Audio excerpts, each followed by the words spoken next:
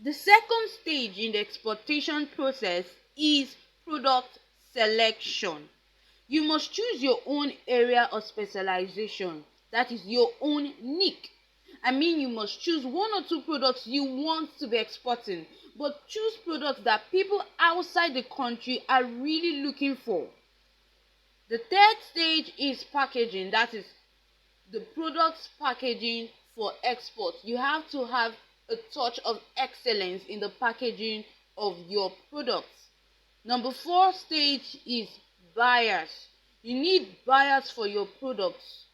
The next is documentation, and then the next is payment transaction, payment for your goods by your suppliers, by your clients.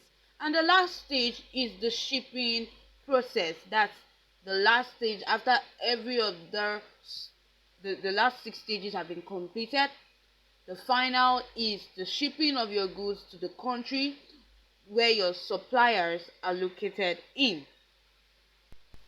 So for those going into macro exportation, that's if you want to start big time, these documents are very important. One, we have the certificate of incorporation. Number two, export license, you need that. Number three, you need the pro forma invoice. Four, you need the final commercial invoice. Five, you need the packing list. Six, you need the Nigerian Export Proceeds Form, which is NXP. The next, you need the request for inspection, RFI.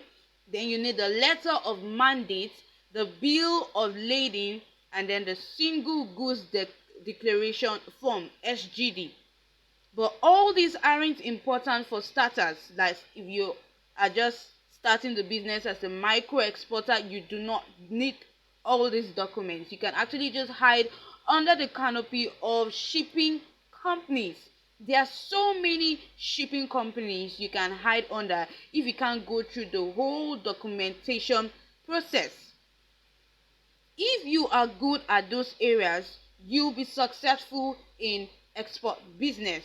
So we will concentrate our efforts on everything that is involved at each of this chain of exportation. I will skip the first stage, which is passion, because I know we all have it here.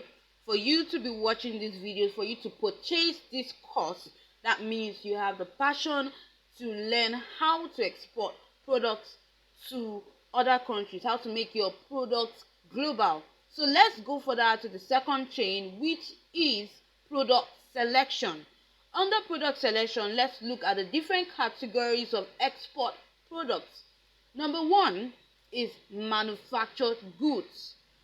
Okay, now Nigeria's export policy is focused on non-oil export sector, which comprises the following categories. We have aluminium, we have alcoholic beverages, we have chemicals, we have baby clothes, and all other products displayed on the screen.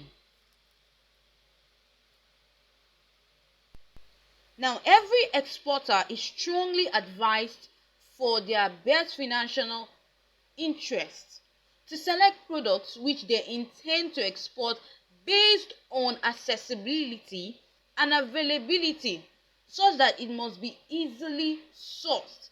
Now, the reason for this advice is so that every exporter can procure the export goods at a very cheap price for profit maximization, and also for the exporter to remain competitive in the international market.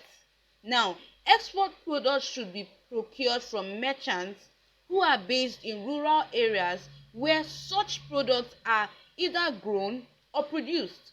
If the product is manufactured, hence the exporter should buy from the direct manufacturer if you can't produce it by yourself. So I know some of you even have farms in your village you can get these products from. And at the same time, with respect to the sensitiveness of export market requirements, prospective exporters are advised to source for products from product merchants that understand the export market requirements of the commodity in question. So whether you are starting as a mini or major exporter, you must make the choice of which products you want to be exporting. But I will advise you to choose products that you have at least a little background knowledge about its nature, so that you have a good knowledge about when it can get spoiled, how to preserve it, and how to package it in a way that it will not spoil before it gets to the destination. What are the challenges you face getting proper Nigerian things here? It's a very big challenge. But in all, we have to face the challenge one by one. Especially packaging is part of it. How? We Nigerians, we are not so much into packagings. Oh, okay. So it's affecting us, bringing them down here. So the next chain is product packaging. Now, if we can remember the lady in the video, the first video you watched before you began this training. Now, the lady was talking about packaging. She said one of the greatest challenge in the business is packaging. So please always communicate with your importer, that's the person, your client in the other country, on the packaging requirements to avoid issues.